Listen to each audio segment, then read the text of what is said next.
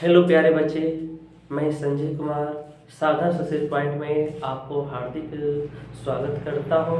अब फिर एक नए वीडियो के साथ आया हूं जो वर्ग दसम के मैट्रिक एग्जाम के लिए भी आई है। कृपया इसे ध्यान से देखें।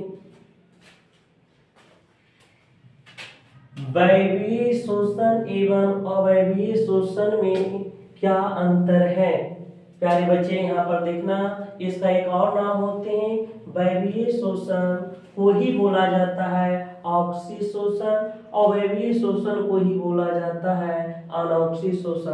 प्यारे बच्चे, हो सकता है आपके एग्जाम में दो में से कोई एक लिखे, इसलिए मैं प्यारे बच्चे दोनों लिख दें कि कोई आ जाए तो आप डरे नहीं। आपको पता होनी चाहिए कि यह क्वेश्चन का आंसर ये होने वाले हैं। बड़ा ही सिंपल है भाई।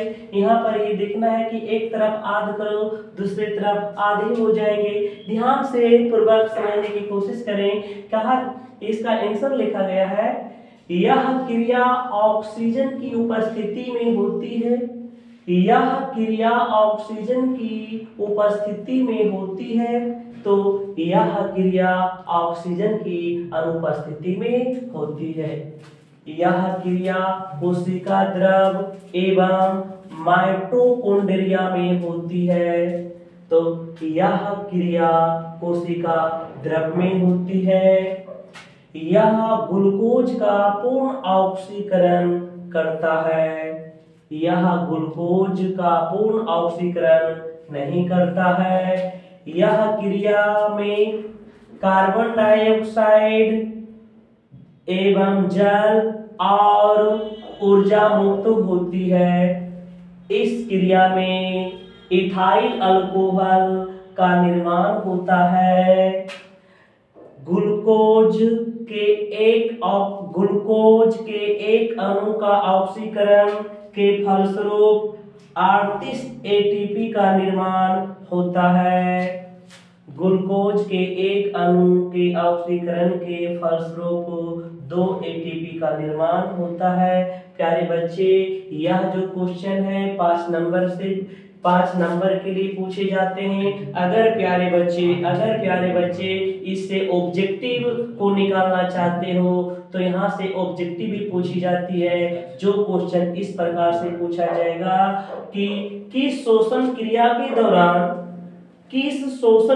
के दौरान ग्लूकोज का पूर्ण ऑक्सीकरण होता है, तो आंसर होगा दैवीय शोषण या ऑक्सी शोषण। इसके अलावा पूछा जाएगा कि इस शोषण के दौरान कार्बन डाइऑक्साइड, जल और ऊर्जा मुक्त होती है, तो आंसर होगा ऑक्सी शोषण। इसके अलावा पूछा जाएगा ऑक्सी शोषण की क्रिया कहाँ होती है, तो प्यारे बच्चे ध्यान से देखना कि कोशिका द्रव एवं माइटोकॉन्ड्रिया मतलब कि दोनों में होती है। अगर प्यारे बच्चे अलग अलग ऑप्शन दे दे तो ऐसे कंडीशन में आपको माइटोकॉन्ड्रिया पर ही आंसर लगानी है, जबकि इधर की देखा जाए तो यह क्रिया कोशिका द्रव में होती है। अर्थात पूछा जाएगा कि अनौक्षी शोषण की क्रिया कहाँ होती है, तो इसका उत्तर मिल जाएंगे कोशिका द्रव। प्यारे बच्चे, अगर आप लोग स्क्रीनशॉट लेना चाहते हैं तो मैं थोड़ा हट जाता हूं, इसलिए आप लोग स्क्रीनशॉट ले लें। प्यारे बच्चे, अब 2 नंबर की ओर चलते हैं। आयोडीन युक्त नमक के खाने की सलाह क्यों दी जाती है? प्यारे बच्चे, ये कहना चाह रहा है कि आयोडीन युक्त नमक हमें क्यों खानी चाहिए, तो इसका आंसर बड़ा ही सिंपल और स्ट्रॉन्ग लिखा गया है। बच्चे ध्यान से, आयोडीन का निर्माण गले के भाग में स्थित थायराइड ग्रंथि से होती है। यदि इस ग्रंथि से थायरोक्सिन हार्मोन का निर्माण बंद हो जाती है और शरीर में आयोडीन की कमी होती है, तो ग्वाइटर या घेघा रोग हो जाते हैं। इसलिए आयोडीन युक्त नमक खाने की सलाह दी जाती है। प्यारे बच्चे यहाँ पर ये समझना चाहिए कि यहाँ पर अगर आते हैं तो 2 नंबर और यहाँ से ऑब्जेक्टिव हमेशा पूछी जाती है। प्यारे बच्चे किस तरीके से पूछी जाती है इसको ध्यान से समझना, क्योंकि हम जितने भी क्वेश्चन बनाते हैं सब्जेक्टिव, उसमें से ऑब्जेक्टिव कैसे पूछे जाते हैं। प्यारे बच्चे अगर आप सब्जेक्टिव अच्छी तरीके से देख लेते हैं, समझ लेते हैं, अगर मेरी वीडियो को आप देख लेते हैं प्यारे बच्चे, तो आपको सब्जेक्टिव के साथ साथ ऑब्जेक्टिव भी बनाना सीख जाएंगे। चलते हैं प्यारे बच्चे यहाँ से कैसे क्वेश्चन पूछे जाएंगे इसके बारे में आपको बताते हैं प्रश्न करके। पहला प्रश्न पूछा जाएगा कि आयोडीन का निर्माण शरीर के किस भाग में होते हैं। अगर ऑप्शन दिया गले तो गले होगा, अगर ऑप्शन में गले नहीं है तो आपको जरूर थायराइड ग्रंथि देगा।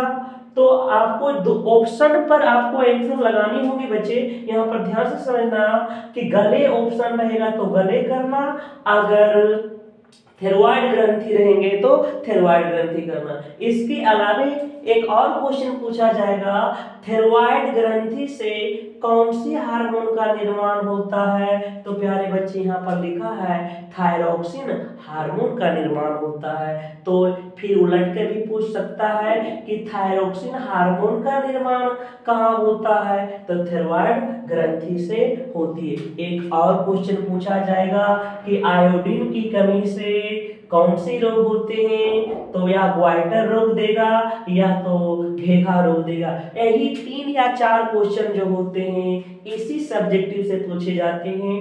फिर अगले क्वेश्चन जो है 3 नंबर का, ये भी एग्जाम की दृष्टि से बहुत भी आई क्वेश्चन है।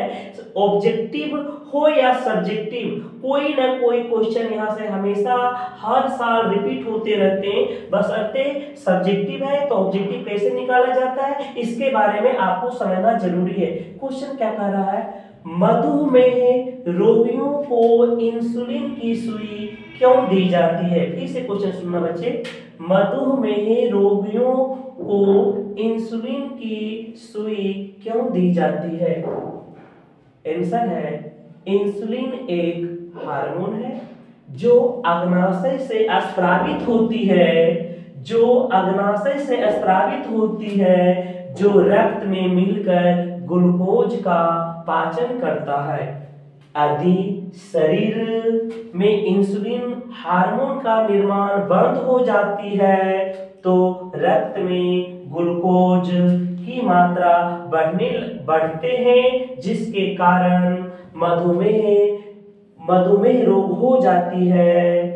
इसलिए ग्लूकोज को पाचन के लिए इंसुलिन की सुई रोगियों को दी जाती है। प्यारे बच्चे यहाँ से भी ऑब्जेक्टिव पूछी जाती है।